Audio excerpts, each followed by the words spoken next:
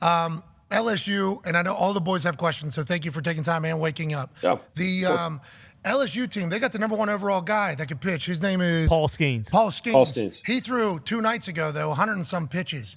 In football, if the number one overall pick quarterback didn't play in the national championship, we would say, we don't want this guy on our team. You know, we would like this guy to play because people sit out bowl games.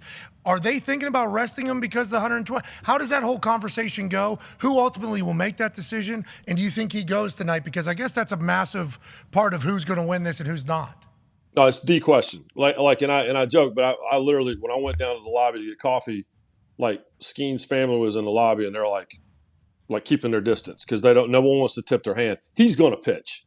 I just think it's a question of does he start the game, and if he does, how long does he go, or do you hang on to him for, he has the ability, and we saw it on Thursday night. He pitched the greatest baseball game I've ever seen. Was the Thursday night semifinal game that we had here, and it was Paul Skeens against a kid from Wake Forest, and they carried a scoreless game into extra innings, and he changes the atmosphere in the stadium just by walking onto the mound. So the question is, what do you do with that? You're not going to have him for 100 pitches. That's just not – it's not healthy for him. He's going to be the number one pick of the draft maybe in a month from now. You don't want to do that to him. But he's got to be in the game, and I know him well enough to know that he's going to demand to be in the game. So the question is, how much can you use him? And do you hang on to him for like a crucial situation in the middle of the game? Do you hang on to him to be the closer? Do you put him out there on the mound to make Florida go, damn, we didn't think we're going to have to see him? There's a lot of things you can do with him. We're definitely going to see him. I just don't think we're going to see him for very long. Got it. Go ahead, AJ. McGee, who do you think makes that final decision? Is that between the manager and the player? Is that other people go above that? Like, who is coming up with the plan for this? Yeah. Yeah, it'll come down to Paul Skeens and Jay Johnson, the coach at LSU. And, those guys have a tremendous relationship. Skeens transferred here from Air Force to play for Jay Johnson. And Jay Johnson's been coaching this forever.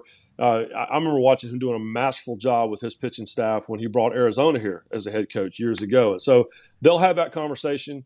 They'll ultimately make that decision between the two of them. Paul's going to obviously factor a lot of things in. Jay's obviously going to factor a lot of things in. There's no question the fact that, he's got a chance to make, 6 figures, money, 7 figures money, a lot of money, a month from now. You don't want to mess that up. But that's why you're here. The reason you're here is to win a national championship. And so, they will have a pitch count in mind. But I also think that once that game gets rolling, they might ignore it. That's what I'm saying. Yep. If this dude's dealing, and he's feeling it, I think he can control that whole thing. And also, great for the MLB that the number one overall pick is about to potentially put on a show for the College World Series Monday night, 7 p.m. Eastern. The Florida team, obviously, yesterday had some hot bats. We read something, though, about these bats. McGee, Ty has a question because Ty's a bit smarter in his entire world than me. Yeah, McGee, have you heard anything about the potential doctored bats a little bit? I think it was a Baseball America article that was basically saying how a lot of these college teams, they got the sticker on there if a bat's good to go and ready to go in the game, but that, if you want to game it, you can use pine tar and take that off and put it on like an illegal bat, and that obviously changes the exit velocity with what these guys are hitting. Is there any talk about that in terms of not necessarily just these two teams, but college baseball as a whole? Are we getting a lot more, doctored bats that these guys are playing with, and that's why we're seeing so many more home runs and the crazy exit velocity from a lot of the teams?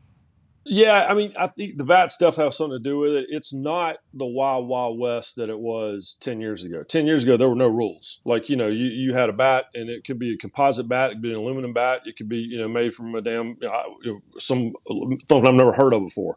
But there are regulations now. They really tighten that up because the game got called it gorilla ball. College baseball got so goofy that we had 24-4 on yesterday. We had games all the time that were 19-17, and no one wants that. And the old school baseball guys don't like the metal bats anyway. But that's a long way of saying yes, there's gamesmanship with it. There's zero question about it. But it's more regulated than it's ever been. I would argue too that we see the exit velocity and we see all that stuff because everybody's 6'4", 235. When I was coming along, baseball players weren't built like that. And when baseball players who were built like me were hitting the ball 450 feet, it was either the bat or they were getting chemical help. Now, these guys are just all giant. So, yes, there's gamesmanship with the bats. There's no question about it. And there's definitely gamer bats, and there's bats that guys know have more pop and more sting in them than others. But there's at least some rules now. And, 10 years ago, that wasn't the case at all. Little guardrails, yeah. I mean, 24 runs in a World Series game was wild to watch kind of unfold, especially after the win that LSU had.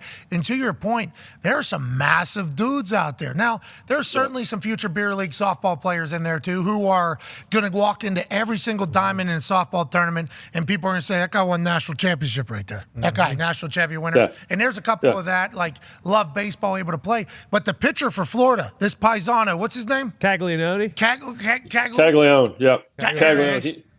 Big, right? This dude's massive. Hitter and pitcher. He's a guy. Yeah, somebody was asking me the other day about when you meet someone and they're just giant. And maybe the numbers don't even say they're giant, but they just feel giant. Like Cam Newton. You guys ever spend any time with Cam Newton? It's the biggest human being you'll ever be with.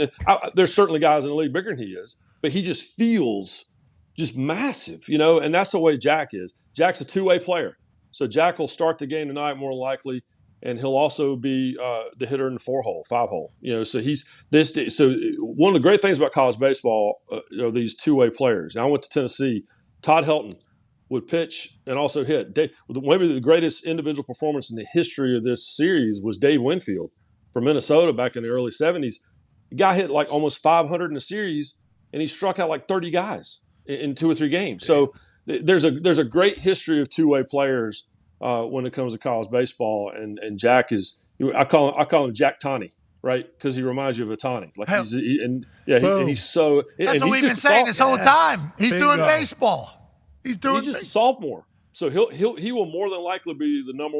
So tonight you're going to see probably the number 1 and number 2 picks in the draft next month, and Dylan Cruz, the hitter for LSU, and Paul Skeens, the pitcher for LSU, and the number 1 pick of the draft a year from now is more than likely going to be Jack Caglianone. Here we go. Can't wait for it. 7 p.m. Eastern time.